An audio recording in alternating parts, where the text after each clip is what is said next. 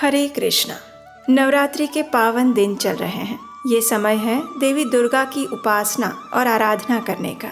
इन दिनों में माँ भगवती की संपूर्ण शक्ति इस संपूर्ण सचराचर ब्रह्मांड में व्याप्त रहती है और वो भी सक्रिय स्वरूप में। इन दिनों में की गई उनकी पूजा और आराधना से हमें सकारात्मक बल, बुद्धि और शक्ति प्राप्त होते हैं, जिनके माध्यम से हम अपने परम लक्ष्य की ओर अग्रसर हो सकते हैं, जो कि आध्यात्मिक जीवन में प्रगति करना है। और इस नवरात्रि के पावन दिनों में आज तीसरे दिन हम श्रवण कर रहे हैं देवी दुर्गा के महात्म्य का, जिसमें दुर्गा सप्तशती पाठ से हम देवी दुर्गा के द्वारा महिषासुर के वध की कथा का श्रवण कर रहे हैं। इस कथा की पिछली कड़ी में हमने सुना कि देवी भगवती ने महिषासुर के सेनाओं में अनेक महान योद्धाओं के साथ भयंकर युद्ध किया। संपूर्ण युद्ध भूमि में रक्त की नदियां बहने लगी। चारों ओर कटे हुए सिर, हाथ, पैर, भुजाएं, रथ, हाथी, घोड़े दृश्यमान हो रहे थे। जब महिषासुर के महादैत्य सेनापति चिक्षुर ने ये चीजें देखी और दैत्यों की सेना को इस प्रकार तहस नहस होते हुए देखा, तो क्रोध में आकर वो अंबिका देवी से युद्ध करने के लिए आगे बढ़ा। युद्ध भूमि में वो देवी के सामने इस प्रकार बाणों की वर्षा करने लगा, मानो बादल मेरुगिरी के शिखर पर पानी की वर्षा कर रहे हो। उस समय देवी ने भी अपने बाणों से उसके बाण समूहों को अनायास ही काट कर उसके घोड़े और सारथी को भी मार डाला। इसके साथ साथ उसके धनुष और अत्यंत ऊंची ध्वजा को भी तत्काल नष्ट कर दिया। जब धनुष कट गया तो उसके अंगों को अपने बाणों से बींध डाला। धनुष, रथ, घोड़े और सारथी के नष्ट हो जाने पर अब वो असुर ढाल और तलवार लेकर देवी की ओर दौड़ने लगा। उसने धार वाली तलवार से सिंह के मस्तक पर चोट करके देवी की बाईं भुजा में बड़े वेग से प्रहार किया, लेकिन जैसे ही वो तलवार देवी की बाह पर पहुंची, वो तलवार टूट गई। और ये देखकर क्रोध से लाल आंखें करके उस राक्षस ने अपने हाथ में शूल धारण किया।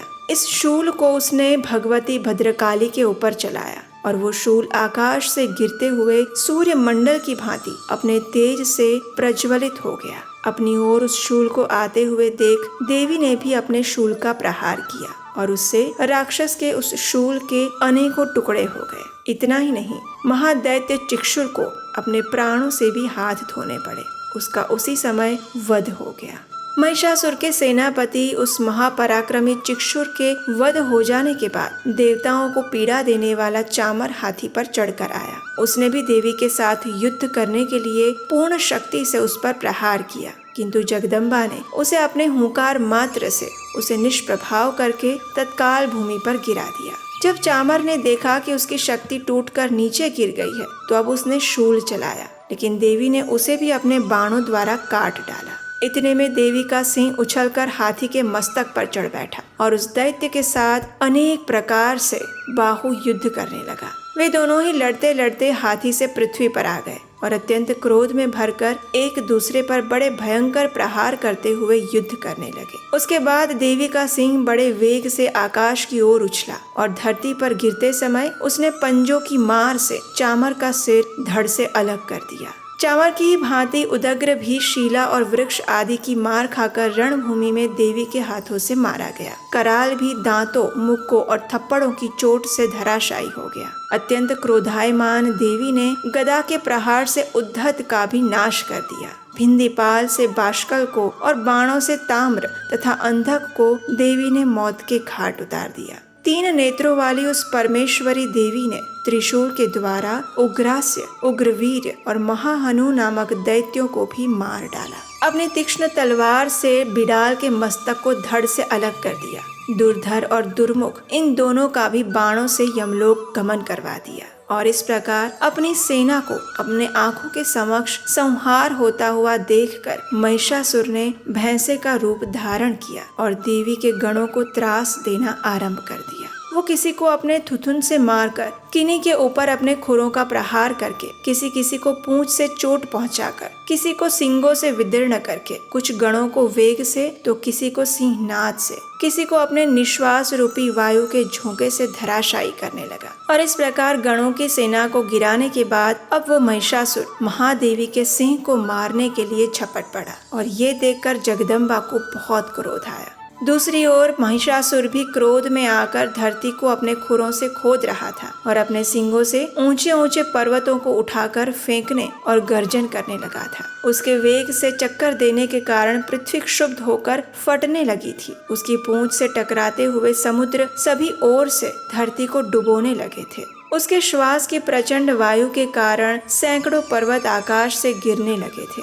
और इस प्रकार क्रोध में भरे हुए उस महादैत्य को अपनी ओर आते देखकर चंडिका ने उसका वध करने के लिए अपने महान क्रोध का प्रदर्शन किया। उन्होंने पाश फेंक कर उस महान असुर को बांध लिया और इस महासंग्राम में बंध जाने के बाद उस महिषासुर ने भैंसे का स्वरूप त्याग दिया और तत्काल वो सिंह के रूप में प्रकट हो गया।